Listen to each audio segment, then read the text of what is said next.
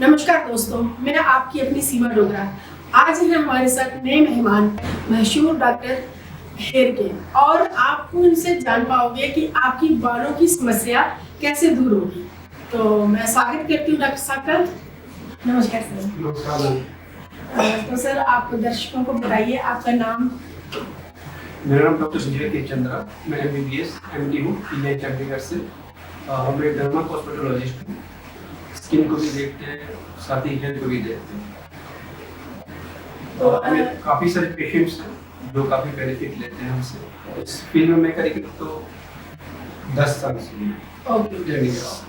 तो सर आप मतलब कौन सी एज में आपका शुरू से ये नियम था कि मैं डॉक्टर ही बनूंगा, या फिर पैशन आपको इस तरफ लेके आया? नहीं, एक्चुअली मैंने तो काफ़ी सारे कंपटीशन में कंप्लीट किए थे। जैसे मैंने काफ़ी सारे कंपटीशन में कंप्लीट किया है खुद को। मैं इंजीनियरिंग में भी था, अच्छा, होटल मैनेजमेंट में भी था, अरे वाह, फिर मैं मेडिकल में आया। अच्छा। तो क्यों जो पहले आपने होटल मैनेजमेंट जो आपने काम किया तो वो आपको पसंद नहीं है? नहीं, पसंद नहीं है, होटल मैनेजमेंट पसंद नहीं है। अच्छा, क्या प्रॉब्लम था? वहाँ मज़ा नहीं आया कि वहाँ पे बहुत सारे अलग जो मेरे फील्ड से था वो फील्ड से हट के ही काम होते थे। Okay okay. इसलिए वहाँ पे मज़ा नहीं आया। फिर मैंने मेडिकल में दिया था, वो दिया मेडिकल में। अरे वाह, कौन सी ईयर में आपका मेडिकल हो गया? 2005 में। 2005 में। तो सर 2005 के बाद आपने मतलब ट्रेनिंग शुरू किया या फिर वर्क? नहीं, उसके बाद फिर मैंने MBBS भी किया। ओके। MBBS किया, उसके बाद फिर मैंने MD भी किया। अरे वाह, और MD मैंने पीजीआई चंडीगढ़ से किया। अच्छा। ये इंडिया का बहुत ही renowned institute. Yes sir, yes yes, PGI का तो बहुत बड़ा नाम है सर।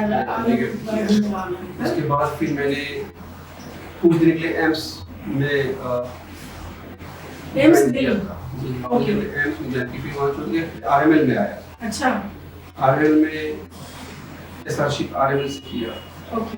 और फिर मैंने वहाँ से सीनियर रेजिडेंसी कंप्लीट किया। अच्छा, फिर मेरी गवर्नमेंट जॉब हो गई, गवर्नमेंट डॉक्टर? डॉक्टर। ओके। फिर मेरे को मन नहीं लगा गवर्नमेंट जॉब में। क्यों? तो ये बहुत बर्डन होता है मैम, डॉक्टर्स को बहुत ज़्यादा बर्डन होता है। और टाइम टेबल का, वर्क का। जितना आप काम करते हैं उसका कोई रिवॉर्ड भी नहीं मिलता। ओके।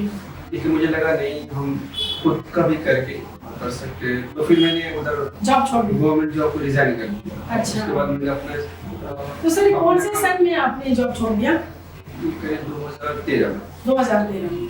अच्छा, तो आपने गवर्नमेंट जॉब किया और उसमें आपको मजा नहीं आया, आपको मोटिवेशन हो गया था कि टाइम मतलब फिक्स हो चुका था आपका? और ये डेली वही एक ही रूटीन ये काम था। सुबह जाओ शाम को? शाम में भी नहीं आना होता, काफी टाइम लग जाता। अच्छा। क्योंकि काफी सारे, जैसे मेरे अंदर MBBS भी पढ़ा हो, MD को भी पढ़ा हो, और बहुत सारे फैकल्टी को पढ़ाना पड़ता था। फिर उसके ट्रेनिंग भी लेना पड़ता था, तो फिर खुद के लिए भी कुछ टाइम नहीं था। ओह, और जैसे सीनियर का प्रेशर वो अलग ही रहता होता है। अच्छा। गवर्नमेंट जॉब में यस, यस। उसने मैंने खुद का सोचा, खुद का एस्टेब्लिश करूँ कुछ। उसके बाद मैंने खुद का सेंटर स्टार्ट किया दिल्ली में। फिर अभी मेरा 3 सेंटर्स है दिल्ली में, डर्मा मेन के नाम से। तो गवर्नमेंट जॉब में आपको मजा नहीं आ रहा था, आपको अपने लिए टाइम नहीं मिल पा रहा था? जी, अपने लिए भी टाइम नहीं मिल पा रहा था। तो सर और जब बोर हो गए थे। अच्छा। और इसी काम से रूटीन काम हो जाता, सुबह 8 बजे जाओ और शाम में आने को टाइम होता नहीं। तो बोर हो गया था मैं एक काम से। मैंने सोचा फिर क्या किया जाए? अगर आप एक काम में बंद के रहते हो, रूटीनली काम में आप बंद के रहते हो, तो आप राइज कभी नहीं कर पाओगे। इस बात को याद रखना चाहिए। वाह, बहुत अच्छी बात सर ने कही। और सर ये बात अपने दर्शकों को भी मैसेज दे दीजिए इतनी सी बात का, फिर आगे हम बातचीत करते हैं। तो यही बोल रहे थे, अगर आपको कुछ नया चीज करने की सोचते हैं तो आपको पुरानी चीज को कुछ न कुछ को सेक्रीफाइस करना पड़ेगा, छोड़ना पड़ेगा, तभी आप राइज कर सकते हो। नहीं तो आप एक ही काम में बंधे रह जाओगे, तो फिर उसमें आप उतना राइज नहीं कर पाते जितना आपने सोचा है।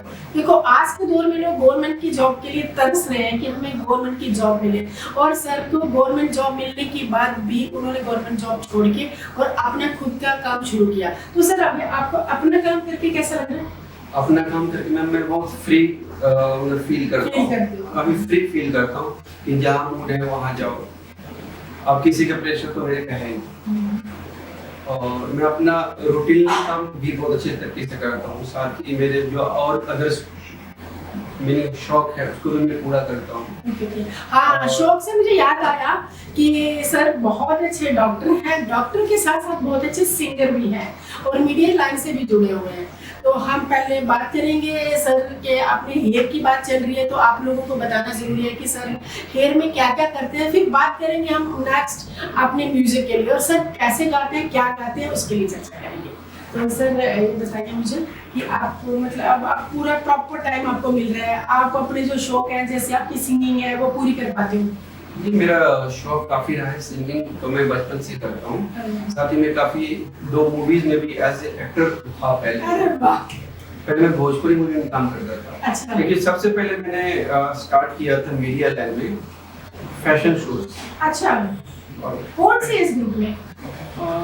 एमडी जब कर रहा तो चंडीगढ़ से मैंने स्टार्ट किया था। अच्छा अच्छा। Fashion shows. ओके। वहाँ भी काफी किया फैशन शोज, और मैं एक्चुअली पैसा भी लगा था फैशन शोज में। अच्छा। तो मेरे आइडिया है कि नहीं, कम टाइम में मीडिया लाइन में काफी अच्छे पैसे कमा सकते हैं। तो ये मेरा बेस हो गया था। तो मैंने वहाँ काफी। कौन कहता है कि आपने शौक पूरे नहीं कर सकते? आपके सामने रूबरू है डॉक्टर साहब जो मतलब गवर्नमेंट की जॉब छोड़ के अपना प्राइवेट नर्सिंग होम चला रहे हैं, प्लांटिस्ट करते हैं, बालों का पूरा केयर करते हैं, उसके बाद भी अपने शौक पूरे करते हैं और बहुत अच्छे से पैसा भी कमाते हैं और अपना नाम भी कमाते हैं।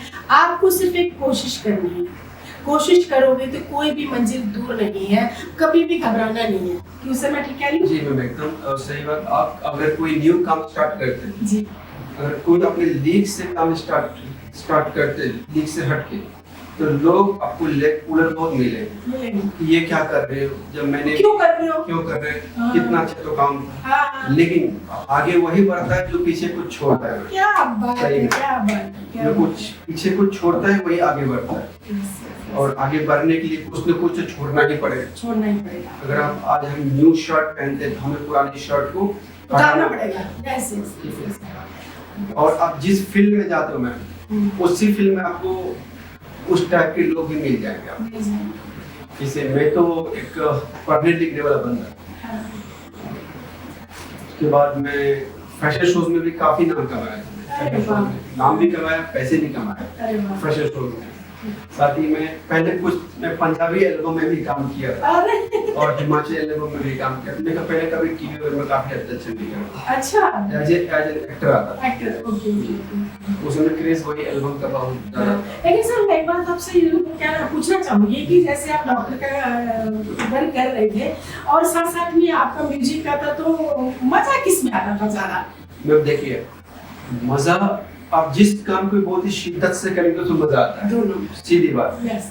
अब किसी काम को आप शिद्दत से करेंगे और ऑनेस्टली करेंगे तो आपको बहुत मजा आएगा। लोग ये भी पूछते हैं कि आप कैसे टाइम मैनेज करते हैं। अरे एक आदमी सारे टाइम को मैनेज कर सकता कर सकते हैं। एक्चुअली आदमी जो है काम की अधिकता से नहीं, काम की अनियमितता से परेशान है। बिल्कुल।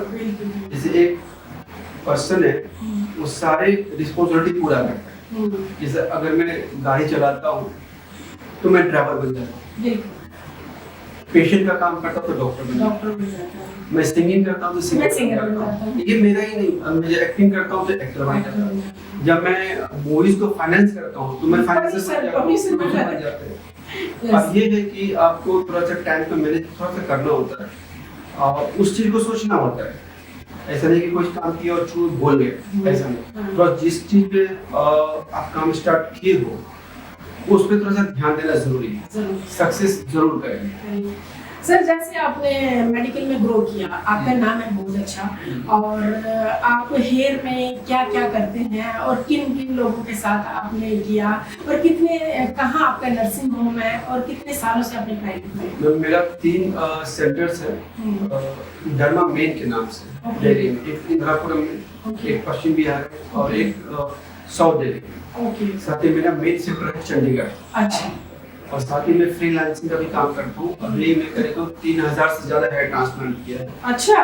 और ये काफी ज्यादा मैंने कश्मीर में, अफगानिस्तान में, श्रीलंका में, भूटान में काफी किया है हेयर ट्रांसप्लांट, और बहुत कम टाइम में मैंने ये सब किया। सर जैसे हेयर ट्रांसप्लांट हुआ, साथ ही स्किन का जितने भी कॉस्मेटिक्स का काम है वो सारे करते हैं। सर हेयर प्लांट करते समय मैंने सुना है कि पेशेंट को बहुत पेन होता है, और आप क्या क्या प्रॉब्लम्स आती हैं और कितने दिनों में ये प्लांट हो जाता है और कैसे? मैम हेयर ट्रांसप्लांटेशन में हम दो प्रोसीजर करते हैं, एफयूई करते हैं और एफयूटी करते हैं। एफयूटी होता है वो स्टिप्स मेथड होता है, वो जनरली लोग पेशेंट को अवॉइड करते हैं। एफयूई मेथड होता है मशीन से एक्सट्रैक्ट करते हैं हेयर्स को और आगे पीछे से निकाल के आगे लगाते हैं। अच्छा। लोकल एनेस्थीसिया में होता है कि पेन की जरूरत तो होती नहीं, ओके, कोई पेन ही नहीं होती इसमें। आपको डरने की बात नहीं है, आप प्लांट चेंज कर सकते हैं। डॉक्टर साहब कह रहे हैं कोई दर्द ही नहीं होता, दर्द नहीं होता सर। नॉर्मल सी चीज है, जो इंसुलिन सिरिंज हो, इंसुलिन जो सिरिंज हो, उसी से लोकल एनेस्थीसिया लगाते हैं, 2-4 इंजेक्शन या छोटे, तो बस हो गया, उसी एरिया आपका सुन्न हो जाएगा। एनेस्थीसिया आपका काम करेगा, वो आराम से बैठे रहिए, लेटे रहिए, खाते रहिए, हेयर ट्रांसप्लांटेशन करवा लें और 7 से 8 घंटा लगता है, अगर आराम से झड़ जाए। बस प्रिकॉशन यही है कि आप 2 दिन तक एक दिन सर को ऐसे नीचे नहीं रखना है, नहीं तो डिपेंडेंसी होता है, डेप्रेशन का मतलब आपको सूजन स्वेलिंग आ सकती है। अगर ऐसे नहीं किए सीधा है ऐसे, तो आपको वो भी नहीं आएगा। अच्छा, तो सर मैं ये पूछना चाहूंगी, आप कहते हैं जो पीछे के बाल है वो आगे कर लेते हैं, जिनके बाल पीछे भी नहीं होते उनका कैसे करते हो? अगर जिसका पीछे बाल नहीं होता उसको नहीं होगा, क्योंकि ये ट्रांसप्लांटेशन है। ट्रांसप्लांट मींस यही है कि कहीं से हटा के कहीं को लगाना। यस, ठीक है, हम पीछे से निकाले और आगे लगा के हमने इसकी जगह को चेंज किया, लेकिन आपका सेम चीज आप भी करें, इधर से निकाले इधर, अगर पीछे नहीं लगा तो आगे हम नहीं लगा सकते। अब एक बार ज्यादा नहीं निकाल पाते, एक्सट्रैक्ट नहीं कर पाते, तो एक बार में 2 बार में करते हैं, यही है। और सर मैं ये पूछना चाहूंगी कि जैसे आप हेयर के साथ स्किन का भी देखते स्किन का हैं, भी सारे इसका काम तो स्किन का सर क्या क्या आप देखते हो? स्किन का कोई स्किन का डिजीज है, जैसे किसी को स्किन पर दाग है, धब्बा है, मेरी स्किन में दूसरे भी डिजीज है, पैथोलॉजिकल डिजीज भी सबको देखते हैं। साथ ही अगर आपका एस्थेटिक्स का काम भी मैं पर्टिकुलरली देखता हूँ, जैसे किसी का फेस लटक गया तो उसको थ्रेडिंग करते हैं, थ्रेडिंग से खींच देते हैं। जैसे किसी का रिंकल्स ज्यादा है तो फीलर्स लगाते हैं।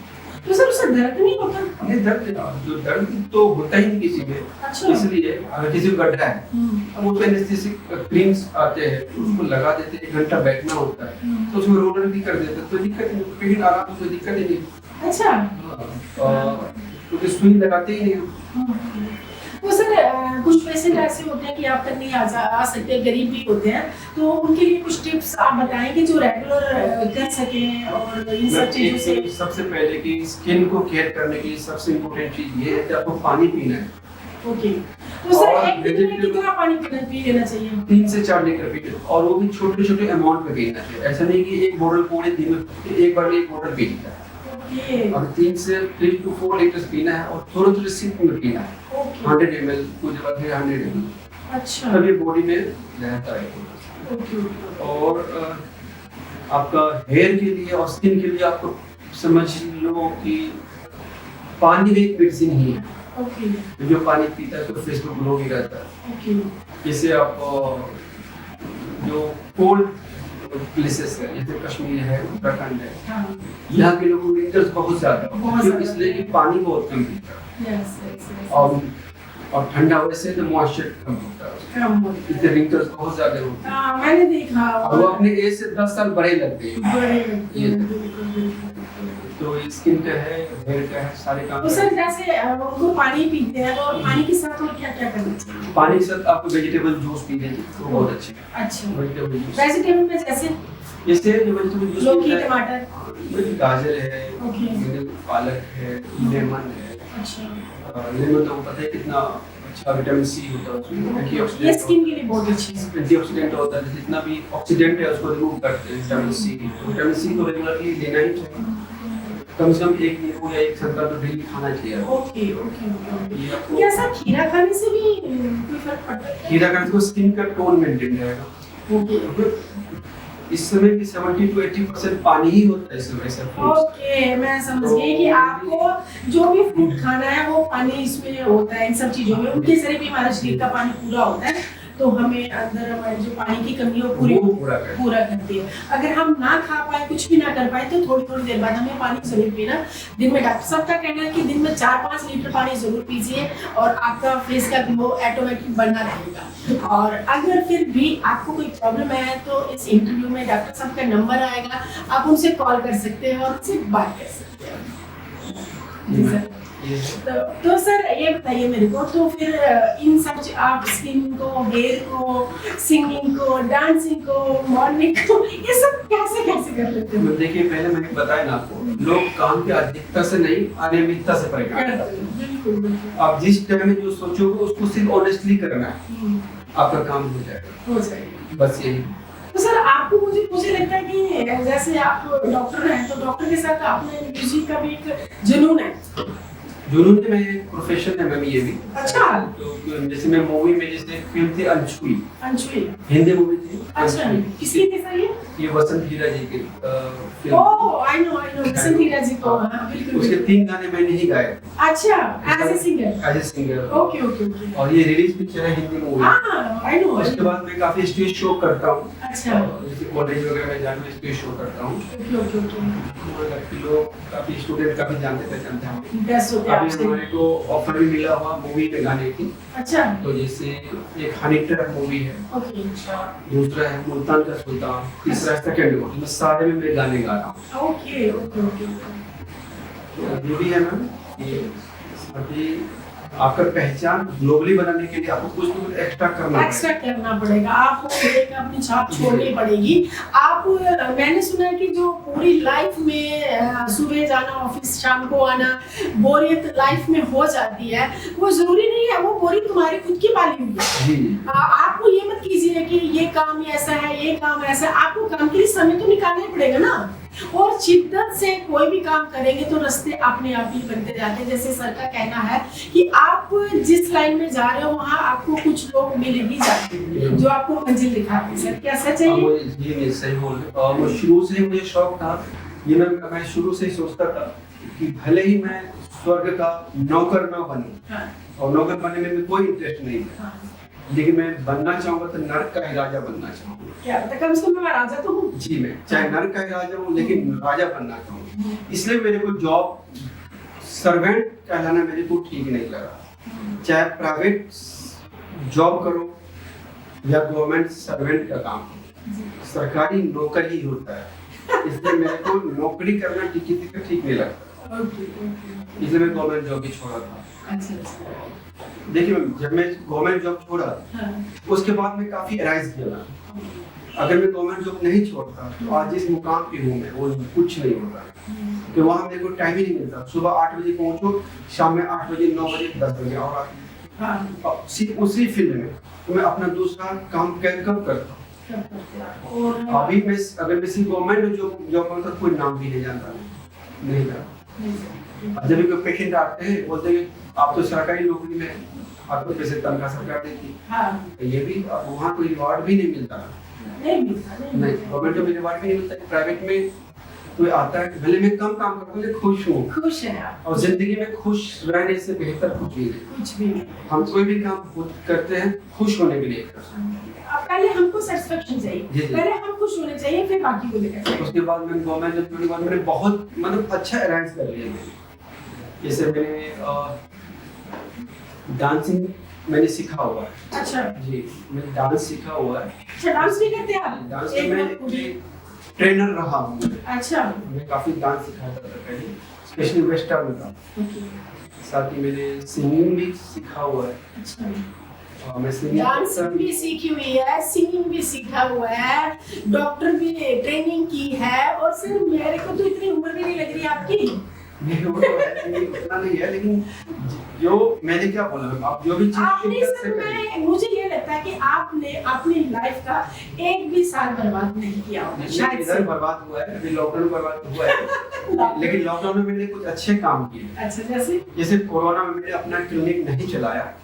ड्यूरिंग कोरोना मैंने फ्री सर्विस दिया था गुरुद्वारा में। अरे काफी सारे गुरुद्वारा में थे जिसमें मैं फ्री सर्विस दिया। मैं कभी एक पैसा भी नहीं किसी से कमाया। अच्छा। ये काम मैंने ह्यूमैनिटी के किया है। और मेरे टेलीफोन पे करीब तो दिन में मेरे पास 100-200 कॉल आते थे कोरोना टाइम में, और सबको मेंटेन करना, सबको फोन करना, एडवाइस करना, पूरे पैन इंडिया से आता था। पब्लिक सेवा भी सर ने लॉकडाउन में की है, और सर सैल्यूट करती हूँ मैं आपको। और ड्यूरिंग लॉकडाउन मैंने एक भी पैसे नहीं कमाए। अच्छा, मैं चाहता तो काफी पैसे कमा सकता था।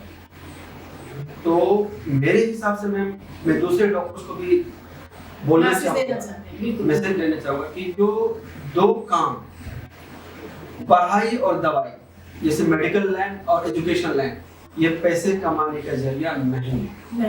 नहीं, ये दोनों काम ह्यूमैनिटी का है, समाज से नहीं। गवर्नमेंट से भी मैं अपील करूंगा कि फर्स्ट से लेकर 12वीं क्लास तक पूरे इंडिया में एक बुक होना चाहिए, एक किताब होना चाहिए, तो वो बुक गवर्नमेंट का होना चाहिए। अब स्कूल में जाएंगे आपको एक सेकंड क्लास, थर्ड क्लास के बच्चे के बुक का प्राइस आपको 6000 का, जब उसका आइडियल बुक 500 रुपए का भी नहीं आता था। तो वो भी नहीं होना चाहिए। पैन इंडिया में एक बुक होना चाहिए, जैसे कश्मीर से लेकर कन्याकुमारी तक और गुजरात से लेकर नॉर्थ ईस्ट तक। साथ ही ये एजुकेशन हम सबके लिए फ्री होना चाहिए। एजुकेशन और हेल्थ आदमी का बेसिक अधिकार है, और ये गवर्नमेंट के द्वारा प्रोवाइड करना चाहिए, और ये गवर्नमेंट का दायित्व भी बनता है। अगर ये इंटरव्यू अच्छे लोगों तक पहुंचता है तो प्लीज इस पे गौर करें कि डॉक्टर साहब क्या कहना चाह रहे हैं, तो सो प्लीज। साथ ही मैम जहाँ मेडिकल लाइन की बात, तो मेडिकल लाइन में भी प्राइवेट हॉस्पिटल बहुत लूटते हैं। प्राइवेट लाइन में जैसे मैम अगर आप मेडिकल लाइन की बात करते हैं, हाँ। तो प्राइवेट हॉस्पिटल में भी डॉक्टर जो ही बदनाम होते हैं, जबकि वो सारे कॉर्पोरेट हॉस्पिटल होते हैं। सर बिल्कुल आपने ये सही कहा, ये इस प्राइवेट हॉस्पिटल में जाने के लिए लोग डरते हैं। तो आप जैसे प्राइवेट, आपने मुझे कहा अभी कि मैंने लॉकडाउन में फ्री सेवा करी है, बाकी बहुत सारे ऐसे डॉक्टर हैं जिन्होंने बहुत सारा पैसा भी कमाया। ऑब्वियसली मैम वो नहीं होना चाहिए। देखिए मैं फिर से बोल रहा हूँ कि एजुकेशन और मेडिकल लाइन पैसे कमाने का जरिया नहीं है, ये दोनों ह्यूमैनिटी का काम है। अगर हमें पैसे कमाने हैं हम बिजनेस कर सकते हैं, बिजनेस कर सकते हैं, हम पैसे कमा सकते हैं, लेकिन ये दोनों चीज आपका क्या है, क्योंकि डॉक्टर का दर्जा हमने भगवान को मैं मानता नहीं, मैंने भगवान को देखा नहीं, लेकिन जब कोई हमें हेल्प करता है हम उसी को भगवान मानते हैं। बिल्कुल, वो भगवान है, वही हमारे लिए, वही भगवान। बिल्कुल, अगर डॉक्टर में बचाता है तो डॉक्टर भगवान। बिल्कुल सर, बिल्कुल। तो ये है कि मैं ये इसलिए मैं बोल रहा हूँ। और जहाँ तक मेडिकल लाइन की बात है तो ये हर एक आदमी के इंश्योरेंस होना चाहिए, और सरकार के द्वारा हर एक लोगों को फ्री हेल्थ सर्विस मिलना चाहिए, चाहे अमीर हो या गरीब, अमीर हो या गरीब, उसको फ्री सर्विस देना चाहिए। सर ये जो अभी 5 साल का ये चल रहा है आयुष्मान कार्ड, क्या चल रहा है इसमें, ये क्या है? ये मैम आयुष्मान कार्ड ये कि जो समाज में गरीब आदमी है उसके लिए प्रोवाइड किया है प्रधानमंत्री कि उसको कम रेट पे या फ्री मिलेगा। लेकिन इसमें आपको पता है इंडिया में जिसको जरूरत है उसे तो मिलता है, जिसको जरूरत है वो अपना आयुष्मान कार्ड बना के बैठा हो। इसलिए मैं गवर्नमेंट से अपील करता हूँ कि सभी को आयुष्मान कार्ड बनना चाहिए, चाहे वो पैसे वाले हो या नहीं हो, क्योंकि गवर्नमेंट के द्वारा पब्लिक के लिए उसकी रिस्पॉन्सिबिलिटी बनती है, पूरे रिस्पॉन्सिबिलिटी बनती है उसकी एजुकेशन और हेल्थ फ्री प्रोवाइड करना चाहिए। हाँ ये सही कह रहे हैं कि आप 5 लाख नहीं देके थोड़ा कम कर लो, लेकिन सबका बनना चाहिए। अभी जिन लोगों का बनना चाहिए उनका बना है, नहीं बना है, लेकिन जैसे डॉक्टर साहब कह रहे हैं कि सब लोगों ने जो उनके जानने वाले हैं उनके सबके बना के बैठे हुए हैं। जी ये है, ये है कि यही सब है जो मुझे लगता है कि ये सब पब्लिक के लिए अच्छे काम करे सरकार। गवर्नमेंट में भी कुछ अच्छे आदमी पढ़े लिखे बंदे के आने की जरूरत है जो ऑनेस्टली काम करे। अब पॉलिटिक्स भी में पैसा कमाने के जरिया नहीं, यहाँ जो मिनिस्टर लोग हैं गरीब बन के जाते हैं और गरीबों की हेल्प करते करते खुद ही बहुत अमीर बन जाते हैं। ये भी एक नया ही चीज है आप देखिए, और तो क्योंकि ये भी ह्यूमैनिटी का काम। जब वोट लेने होते हैं तो सब फिर उस टाइम गरीब बन जाते हैं, गरीब वो खुद गरीब रहता है, गरीबों की सेवा करते हैं तो खुद ही अमीर बन जाते हैं। ये भी नहीं, ये भी ह्यूमैनिटी का काम है। जैसे medical line, education line humanity का काम है, वैसे पॉलिटिक्स लाइन भी सेवा का सेवा करना है आपको। इसका ये आप दिल से होना चाहिए कि मैं वहाँ जाऊँ ऑनेस्टली काम करें। तो सर आप मतलब अभी प्राइवेट जॉब करते हो, सिविल लाइन में हो, तो आप गरीबों के लिए क्या करना चाहोगे? मैं गरीबों के लिए जो मेरे साथ मैं जरूर करता हूँ। जैसे अगर कॉस्मेटिक का काम होता है, अगर किसी को कुछ करना होता है तो मैं उनसे वही पैसे लेता हूँ जो हमारा ओटी का एक्सपेंसेस हो। तो अगर मुझे बोलते सर मेरे पास पैसे नहीं है, कि मेरे पास काफी लड़कियां आती है शादी के लिए तैयार होने के लिए कि सर मेरे सारे फेस को बहुत अच्छे से कर दीजिए, मुझसे जो हमने मेडिकल लाइन में स्टैंडर्ड तरीके से सीखा और पढ़ा है हम उसके लिए करते हैं। इसलिए शादी अच्छे से हो जाए, लेकिन शादी होना भी मैम बहुत जरूरी नहीं कि आपका फेस अच्छा हो, आपका दिल अच्छा होना चाहिए। आपका दिल अच्छा होना चाहिए। आपका दिल ये अच्छा सारे लोग कहाँ समझते हैं सर? ये दिल अच्छा होना चाहिए, ऐसा नहीं कि क्योंकि सुंदरता परमानेंट नहीं होती। नहीं होती। इस दुनिया में कोई भी चीज परमानेंट नहीं है। Nothing is permanent. Yes yes yes. जो आज सही है कल वो खराब होगा। ठीक है, आम आदमी को उसके नेचर पे, उसके आदत पे और उसके सोच के तरीके से हम उसको सुंदर मानेंगे और स्मार्ट मानेंगे। हमें स्मार्ट लोगों की जरूरत है, सुंदर लोगों की जरूरत नहीं। स्मार्ट होना चाहिए, दिल से स्मार्ट होना चाहिए, दिल से सुंदर होना चाहिए। आपका फेस बहुत अच्छा है, आपको दिल से अच्छी नहीं है तो कोई फायदा नहीं चीज का। और जैसे हमारे पास कोई पेशेंट आता है जो जनरल पेशेंट हो, मैं उसको भी देखता हूँ, उसे फी भी नहीं लेता हूँ, नहीं लेता हूँ। जैसे कोई सर्दी है, जुकाम है, टीबी है, वो भी मैं जनरल फिजिशियन भी मैं देख लेता हूँ, उसका मैं फी नहीं लेता हूँ। मेरे पास कोई ऐसा पेशेंट आता है जिसके पास पैसे नहीं तो उसको पैसे भी दे देता हूँ। अगर हमारे देश में 50% डॉक्टर भी ऐसे हो जाएंगे ना तो हमारे देश का बहुत ज्यादा महंगा हो जाएगा। हमारे गरीब लोग जो मर रहे हैं सड़कों में, कुछ इतनी प्रॉब्लम्स आ रही है वो आनी खत्म हो जाएंगी। और ये सभी डॉक्टर्स के लिए, सभी लोगों के लिए मैसेज है बहुत बड़ा कि आपने जो क्वालिफिकेशन की है उसका कुछ दान 50% नहीं दे सकते तो 25% तो आप दे ही सकते हो। 10% भी दोगे ना सर तो आप अपने हिंदुस्तान को आबाद कर जाओगे। सर क्या मैं सही कह रही हूँ? मैं एकदम सही बोल रहा हूँ। सरकार को तो मैं ये भी अपील करना चाहूँगा, जितने भी प्राइवेट स्कूल है सबको गवर्नमेंट स्कूल बनाया जाए, जितने भी प्राइवेट हॉस्पिटल है सब गवर्नमेंट हॉस्पिटल बनाए जाए और ये सारे गवर्नमेंट के कंट्रोल में होने चाहिए। अगर ये दो चीज सुधरेगा ना इंडिया में तो इंडिया में करप्शन नहीं के बराबर, बिल्कुल खत्म हो जाएगा। ये दो चीज, तीन चीज जिसमें है बहुत ज्यादा करप्शन है, जिसमें करप्शन होना ही नहीं चाहिए। एजुकेशन में सबसे ज्यादा करप्शन है, हेल्थ में बहुत करप्शन है। आप एक स्कूल में आप अगर बुक का बिजनेस सोचेंगे, छोटे 10-10 करोड़ का बिजनेस होता है ना। अरे और हर एक स्कूल का अलग अलग बुक होता है, ये मुझे समझ में नहीं आया कि ऐसा है क्या। और 5th क्लास 4th क्लास के स्टूडेंट का बुक का प्राइस 6000। हम मेडिकल लाइन में पढ़ते थे, हरीशन का बुक उसका दाम 4000 होता था। जब वो हमारा मास्टर बुक मानते हैं उसको, उसका प्राइस इतना कम है। 5th क्लास 4th क्लास के बच्चे का पूरी बुक का प्राइस 6000, 7000, 8000। बेचारे गरीब लोग कैसे पढ़ाएंगे सर? मैंने क्या बोला मैम, ये सरकार की नाकामी है। पहले की सरकार जो थे, अभी के सरकार को वैसी सरकार को चाहिए जो पिछला सरकार नहीं कर पाया वो हम कुछ अच्छे करें। इस सबको सरकार के कंट्रोल में होना चाहिए और दोनों चीज को आप करप्शन से फ्री करना चाहिए, तभी इंडिया डेवलप होगा, नहीं तो करप्शन भी रहेगा ना। सर मैं ये चाहूंगी कि जैसे आपने सिंगिंग में, डॉक्टर्स में इतनी सफलता पाई है और आप अपने ऑडियंस को क्या मैसेज देना चाहोगे और क्या कहना चाहोगे? प्लीज हमारी ऑडियंस आपको देख रही है और ऑडियंस मैं आपसे ये रिक्वेस्ट करती हूँ, आपको किसी भी तरीके का क्वेश्चन सर से करना हो तो इनका नंबर इंटरव्यू में आएगा, आप डायरेक्ट कॉल कर सकते हो। और गरीब जो फीस नहीं दे पाते तो सर फ्री में भी आपका इलाज करेगी। तो सर प्लीज मैं सर से कह रही हूँ। जी मैम सही बोल रही हैं आप और आते ही लोग आते हैं मेरे पास, पैसे आते हैं, बहुत आते हैं लोग। सर की क्लिनिक्स है, सर ने बताया कहाँ है, इंटरव्यू में आप देख लीजिए और आप जरूर उनकी क्लिनिक पे जाइए। आप ये भी कह सकते हैं सर हम आपका इंटरव्यू देखा तो हम आपके पास आए हैं। नेटफ्लिक्स को आप देखते रहिए और आप अच्छे लोगों से आप मिलते रहिए।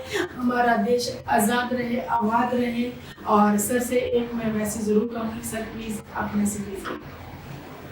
मैसेज यही कहूँगा कि मैंने काफी कुछ तो बोल ही दिया है, हो सके इसमें किसी को मेरी बात पसंद नहीं आए उसके लिए मैं माफ़ी चाहूँगा, लेकिन मेरा खुद का विचार यही है, तो इंडिया को डेवलप करना है तो हमें बच्चे अच्छे बनाने पड़ेंगे। बच्चे अच्छे तब बनेंगे जब वो हेल्दी रहे और एजुकेटेड रहे, तभी इंडिया ग्रो करेगा। जैसे कि सर ने कहा कि किसी ने मेरी बात पसंद नहीं आई तो उसके लिए सॉरी चाहता हूँ, लेकिन हाँ, ये नेटफ्लिक्स पे जो इंटरव्यू चल रहे हैं वो अंदर की सच्चाई, जो भी कुछ बोलना चाहता है वो नेटफ्लिक्स पे आके बोल सकते हैं, क्योंकि हमारे हिंदुस्तान में अच्छे बुरे सब लोग हैं। जिन लोगों को ये बातें अच्छी लग रही हैं ये अच्छे लोगों के पास जाएंगी, जिन लोगों को ये बातें बुरी लगती हैं वो बुरे लोगों तक जाएंगी। देखो, डिसीजन तो डॉक्टर साहब का है, वो अपने देश के लिए क्या कर रहे हैं, है ना। तो आपको अपने देश के लिए क्या करना है, आप 5% भी एक ही आदमी अगर अपने देश के लिए कुछ भी करना है तो हमारा देश बहुत ज्यादा आगे बढ़ेगा। हम मोदी जी को नहीं भूल सकते, हम किसी को भी नहीं भूल सकते जो हमारे देश के लिए जो अच्छे काम कर रहे हैं। तो सर प्लीज़ आप हमारे स्टूडियो में आए, मुझे बहुत बहुत अच्छा लगा और आपने इतनी अच्छी अच्छी बातें सिखाई। आपने नेटफ्लिक्स को नहीं, मुझे भी बहुत सारी अच्छी बातें सिखाई और मैं आपकी बातों से बहुत बहुत खुश हूँ। Thank you ma'am, thank you. अब बारी आती है सर को सुनने की, सर की सिंगिंग सुनने की। डॉक्टर, एज ए डॉक्टर तो सर ने बहुत कुछ सुनाया हमें, बहुत कुछ बताया हमने, तो अब बनता है सर की आवाज सुनना। सर से एक गाना तो बताएं सर, सब प्लीज। गाना मैं सारे तरह के गाने गाता हूँ और सारे सिंगर्स के गाने गाता हूँ जिस तरह मैंने किया है, और कोशिश करता हूँ कि उसको शिद्दत से निभाऊँ और फीलिंग के साथ गाऊँ। क्या बात है। तो स्पेशली मैं स्टार्ट किया था मुकेश साहब के गाने। अच्छा, शुरुआत में, क्योंकि मुकेश साहब गाने मैंने इसलिए स्टार्ट किया था कि मुकेश साहब का सॉन्ग सुनने में तो बहुत इजी लगता है, जो बहुत ही टफ होता है, इसलिए कि फीलिंग बहुत ज्यादा होता है। मुकेश साहब के सॉन्ग में सबसे ज्यादा फीलिंग होता है। और मैंने देखा है कि अगर आप कोई भी गाना गाना चाहें तो दो सिंगर को आप अपना गुरु मान सकते हैं या बेस मान सकते हैं। एक मुकेश साहब, दूसरा सुरेश वाडकर। क्या अगर आप ये दो सिंगर के गाने को अच्छे से गा लिए सबसे कोई भी गाना गा सकते हैं। अगर आप सिर्फ किशोर कुमार साहब गाना गाएंगे तो मुकेश का गाना बहुत टफ होगा, लेकिन अगर मुकेश साहब के गाने और सुरेश वाडकर के गाने को आपने गा लिया सारे करीब मोस्टली गाने, तो आजकल के गाने को भी आप बहुत अच्छे तरीके से गा सकते हैं। और ये मैंने खुद ही पहले किशोर कुमार साहब गाने गाता था, तो मैं आजकल के गाने को गा ही नहीं पाता था। तो फिर मैंने मुकेश साहब गाने को सुना, फिर उनको समझा, फील किया, फिर सुरेश वाडकर साहब गाने को सुना, फील किया, फिर मैंने वो किया, ये सब गाना गाना शुरू किया। उसके बाद देखिए मैं आजकल के गाने भी गाता हूँ और पुराने गाने भी गाता हूँ, करीब सारे गाने गा लेता हूँ। आप कोई भी गाना बोलेंगे मैं गा दूंगा करीब, और फीलिंग के साथ ही गाते हैं। कोशिश करता हूँ कि अच्छा बने। तो सर दो तीन मूवी मेरे गाने आने वाले भी हैं। अच्छा, रिकॉर्डिंग हो चुका है, लेकिन मैं उसको सुना नहीं सकता। कोई बात नहीं सर, आपको जो अच्छा लगता है, हमें तो आपकी वॉइस सुननी है, आप कैसा गाते हैं। देखिए मैं मुकेश साहब का गाना गाता हूँ जो मैं स्टार्टिंग किया था जी, फिर आजकल के मैं अरिजीत सिंह का सुनाऊंगा जी। ये बेस मेरा तभी बना है जो मैं किशोर कुमार, मुकेश साहब और सुरेश वाडकर साहब के गाने को काफी गाया था। क्या उस गली में कभी तेरा जाना हुआ, जहां से जमाने को गुजरे जमाना हुआ, मेरा समय तो वहीं पे है ठहरा हुआ, बताऊं तुम्हें क्या मेरे साथ क्या क्या हुआ, खामोशियां आवाज है, तुम्हें सुन तो आओ कभी, छूकर तुम्हें खिल जाएंगे, घर इनको बुलाओ कभी, बेकरार है बात करने को, कहने दो इनको जरा, खामोशियां तेरी मेरी खामोशियाँ, खामोशियाँ, लिपटी हुई खामोशियाँ। क्या बात है सर, क्या बात है, क्या बात है। और इतना अच्छा सर ने गाने गाया। और सर आप बिना म्यूजिक के, बिना सर की आवाज़ बहुत मीठी और बहुत ही अच्छा सर ने गाया। और सर मुझे बहुत प्राउड फील हो रहा है आपका इंटरव्यू लेते हुए, एक महान हस्ती का इंटरव्यू लेते जो देश की सेवा कर रहे हैं और एज ए डॉक्टर हैं और सिंगिंग में हैं और इतनी ज़्यादा एज भी नहीं है, इतनी छोटी सी एज में इन्होंने अपना वो मुकाम बनाया है जो आप भी बना सकते हैं। कोई भी काम मुश्किल नहीं है, बस आपको मंजिल तक पहुंचना है, कारवां तो अपने आप बनता जाता है। मैं लास्ट में एक बात और भी कहना चाहूँगा, अगर आपको अच्छा जीवन जीना है जी तो आपको अच्छे दोस्तों की जरूरत है। जी सर। लेकिन अगर आपको एराइज करना है तो कुछ अच्छे दुश्मनों की जरूरत जरूर है। क्या बात है, जितने ज्यादा दुश्मन इतने ज्यादा रेस। एराइज क्योंकि वो देखेगा कौन आप एराइज, बिल्कुल बिल्कुल। आपने अपग्रेड किया, देखेगा कौन, देखेगा कौन। बिल्कुल। तो घुमा फिरा के आपके जो दुश्मन है वो भी आपके दोस्त ही हैं। बिल्कुल दोस्त, बिल्कुल दोस्त है। ठीक है, मुझे यही बोलना था। अब आपने मेरा इंटरव्यू लिया होगा। घबराइए मत, देखो सर का कहना सही है, जो आपके दुश्मन है वो भी दोस्त ही है। लेकिन आपके अगर दुश्मन नहीं होंगे तो आप आगे बढ़ोगे कैसे?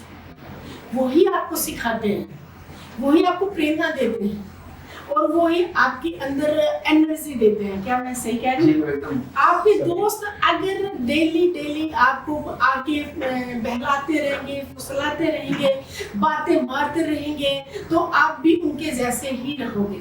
आपका जो दोस्त है अच्छा आगे काम कर रहा है और आपके दुश्मन जो आके उनको बता रहे हैं तो आप सोचोगे नहीं मुझे उनके जैसे करना है, मुझे करना ही है, तो आप बहुत ज़्यादा अच्छे से मंजिल को पार पा सकते हो। ये सर का 1 करोड़ का क्वेश्चन है जो मतलब सर ने अभी बोला है कि अगर आपको अच्छे से आगे बढ़ना है तो दुश्मनों की भी उतनी ही नीड है जितनी की दोस्तों की है। जी मैम, सही बात है। जी सर। हाँ जी सर, आप कुछ कहना चाहते हैं? सॉरी। बस ये कि आपने मेरा इंटरव्यू लिया मैम, इसके लिए आपको thank you very much. Sir thank you for you. मुझे इतना अच्छा लग रहा है ना कि मेरी बात खत्म करने का मन नहीं कर रहा कि मैं आपसे और बातें कर रही हूँ और हमारी पब्लिक ही बिल्कुल हमारा इंटरव्यू देख रही है और इंटरव्यू देखेगी हमारा, तो मुझे ऐसे लग रहा है कि मैं मतलब अच्छी चीज़ें मार्केट में, मतलब अच्छी चीज़ें समाज को हम पोस्ट करें। तो ऐसे इंटरव्यू हमारे पास अच्छे लोग आते रहे और अच्छी अच्छी बातें हम करते रहे, तो अब मुझे बहुत अच्छा लग रहा है सर के साथ बात करके। और सर का एक इंटरव्यू एक बात और बनता है जिसमें हम बहुत सारे गाने सर के सुनेंगे और सर की जितनी मूवीज़ हुई है हम पूरा उनके ऊपर बात करेंगे। तो सर आप कुछ कहना चाहेंगे? जी मैम, फिर से बोलता हूँ, आपको जो भी सर्विस मिले, चाहे मेडिकल सर्विस मिले या घर का सर्विस मिले, कोई भी काम मिले, उसको बखूबी आपको उसकी तक बहुत ऑनेस्टली से निभाना चाहिए। आप मंजिल जरूर पाएंगे और मंजिल अगर नहीं पाएंगे तो एक्सपीरियंस जरूर होगा। आप कभी कुछ पढ़ लिए, कोई एक्सपीरियंस लिए तो कभी ना कभी आपके जिंदगी में काम जरूर आएगा। बस सर मैं एक बात भूल गई थी, सॉरी। तो सर मैं ये कहना चाहूँगी कि मैंने अभी तक आपसे ये नहीं पूछा कहाँ के रहने वाले? लेकिन मैं तो दिल्ली से ही हूँ, लेकिन अब पीछे से, बहुत पीछे से मैं बिहार से हूँ। बिहार से? बिहार कौन सी जगह से? बिहार में दरभंगा से हूँ। अरे क्या बात है। बिहार से आके आपने यहाँ आके दिल्ली में अपना पढ़ाई पूरा किया। आपके पेरेंट्स बैकग्राउंड में कौन था वो बिहार से? बिहार में मम्मी थे, पापा थे, दादाजी वगैरह। अच्छा अच्छा अच्छा। और अभी सर फैमिली में कौन कौन है आपके? अभी सारे हैं, मैं हूँ, वाइफ है, बहन वगैरह है, उसकी शादी हो गई है। अरे क्या बात है। भैया, बड़े भैया हैं, कोई खाता नहीं अभी। क्योंकि देखो सर का इंटरव्यू तो पूरी फैमिली देखेगी और वाइफ और बच्चों का फैमिली का नाम ना आए तो मजा नहीं आएगा ना। तो सर प्लीज आप उनके लिए दो लफ्ज बोलिए, अपनी वाइफ के लिए, बच्चों के लिए। सब मेरी बहुत हेल्प करते हैं, मैं कभी भी किसी काम की डिसहार्ट नहीं करते और वो भी बोलते हैं कि जो भी काम करना है पूरे शिद्दत से करो। अरे क्या बात। क्योंकि जिंदगी बार बार मिलता नहीं है, आपके पास सिर्फ एक ही जिंदगी है, ना तो कोई पूरे जन्म था ना भी कोई जन्म होगा, इसलिए आपका सिर्फ यही जिंदगी है। इस जिंदगी को अच्छा से जीना है और अच्छे अच्छे काम करना है, जिससे कि आपके जाने के बाद भी 2 बंदे याद ना करें, 1 बंदे तो याद करें कम से। अगर आपको आपके जाने के बाद अगर कुछ बंदे आपको याद करें तो समझ लें कि आपकी जिंदगी सही में सफल है। क्योंकि खाते पीते सब हैं ही, हम यहाँ जिंदगी में खाने और पीने नहीं आए, वो तो सारे खाते और पीते हैं। हम इस लाइफ में कुछ अलग सा भी करने आए, हमें करना चाहिए, करना भी चाहिए। अगर आप में कैपेबिलिटी और कैपेसिटी है तो जरूर करना चाहिए बस। तो सर मैं ये कहना चाहूंगी कि जैसे आपकी वाइफ है तो वाइफ आपका कितना साथ देती हैं, आप उनको ये वक्त दे पाते हो कि नहीं दे पाते हो, और वो जब आप तो मीडिया में हो, डॉक्टर हो, आप सिंगिंग करते हो, और आप अपने घर में कितना टाइम दे पाते हो? मैं टाइम नहीं दे पाता ज़्यादा, वाइफ भी डॉक्टर ही है। अच्छा, अरे वाह, वो आपको समझ सकती है अच्छे से। हाँ, लेकिन वो ऐसा नहीं है कि वो बहुत साथ देती है हमारा, अच्छा। हर चीज में साथ देती है। बस उनका यही बोलना है कि जो भी करो ऑनेस्टली करो। क्या तो सक्सेस सर वो किस चीज की डॉक्टर है? एनेस्थीसिया में। ओके ओके, अरे वाह वाह। तो सर आपके बच्चे एक बेबी है और एक सन है। अरे वाह वाह।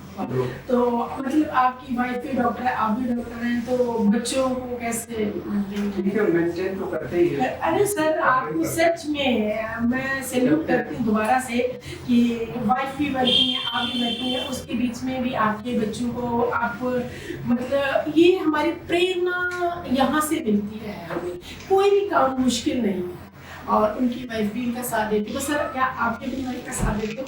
हाँ, क्यों नहीं देंगे सर। हम लोग चाय तो बनाते होंगे। मेरे को खाना सारे बनाना था, A to Z खाना बनाना था मेरे। अच्छा, मैं हॉस्टल में रहा हुआ हूँ। अच्छा, हाँ आपने बताया होटल मैनेजमेंट कर गया। होटल में तो छोड़ दिया था, रहा भी था हॉस्टल में। अच्छा, वहाँ खुद ही सारे काम करना पड़ता है। ओके। तो सारे तरह के डिशेस में भी बनाने आते अरे क्या बात हैं, है। चाइनीज ले, इंडियन ले ले, मटन चिकन जो भी होता है सारे बनाने तो सर कभी कभी जैसे छुट्टी होती है तो वाइफ का काम करने का मन ना हो तो आप हेल्प करते हो? मैं तो जनरली हेल्प करता हूँ, जिनका खाना मैं ही बनाता हूँ।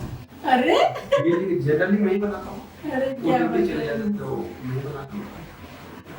और कितना सैल्यूट करूं सर आपको। और मतलब दिन का खाना आप ही बनाते हो और वो बड़ी खुश रहती होंगी आपसे। खुश तो रहना ही चाहिए। अब जहाँ तक है आपको दूसरों को खुशी देनी चाहिए। देनी चाहिए, बिल्कुल देनी चाहिए, सब आदमी देते हैं खुशी। बिल्कुल कोई नहीं चाहता कि किसी बंदे से कोई दुखी है। बिल्कुल। आपको अपना 100% देना है, बस यही देना। किसी भी काम में आपको 100% देना है। और नहीं देते हैं तो देने की कोशिश जरूर करनी चाहिए। कोशिश जरूर करनी चाहिए। आप कोशिश करना स्टार्ट करेंगे तो सफल जरूर। Thank you so much sir, आपसे बात करके मुझे बहुत अच्छा लगा। थैंक यू मैम, धन्यवाद सर, आपको भी धन्यवाद। बहुत बहुत थैंक यू।